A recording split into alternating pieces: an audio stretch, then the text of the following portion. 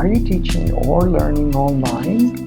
Do you feel that sometimes you could be doing things differently? Would you like to know more about netiquette and e-moderation skills that could help you improve your work online as a teacher and participant? If these questions speak to you, keep watching for my 3 top tips on e-moderation. Hello and welcome to my YouTube channel, Learning Together with Robert. If this is your first time visiting me, thank you very much for being here. And if you're back, then thank you so much for your support, because without it, this wouldn't make any sense. If you haven't subscribed, why not do it now and give us a thumbs up? I'm Robert Martinez, and I've been an English teacher since 1994, and I've been a teacher, educator, and language assessment consultant for almost 20 years now. I've worked in the ELT world in 9 different countries.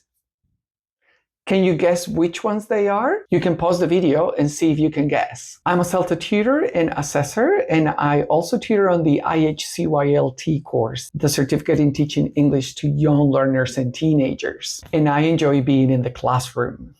If you want to know more about my professional background and qualifications, I've put a link to my LinkedIn profile in the description below, and also to a video cartoon version of my CV just to jazz things up if you want to check them out. Tip number 1. Read and follow instructions carefully and understand what you need to do for the task before posting any answers which are not related to the task or partially answer the task.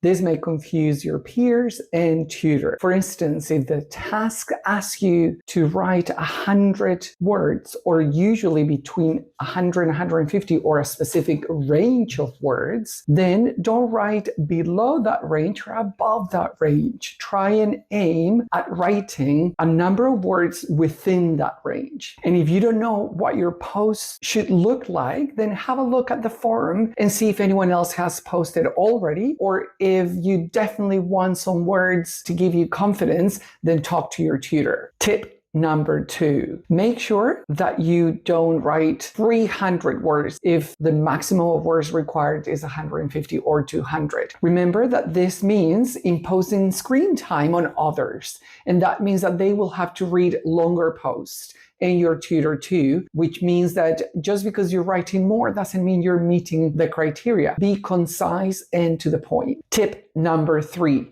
be aware of the medium. Yes, that's right. It's not possible to hear intonation or see body language or facial expressions when you're writing a post. So think carefully about your words and what they would sound like to someone else's ear. Ask yourself, would they understand what I mean? Are they from the same culture? Would my humor cause offense? The answer is that it is likely to cause offense because there are no extra paralinguistic features in your message, in your written message. So there's no phase, there's no intonation, there's no body language, there are no paralinguistic features that can support your meaning. So this is why it is so important to be very, very careful to prevent misunderstandings. In addition, when replying to your peers' posts, do not say, great, fantastic, well done, I agree, because those answers don't really mean anything. Your responses should be considered and add to the discussion. It's great to start your post like that. Great, I totally agree with your points here,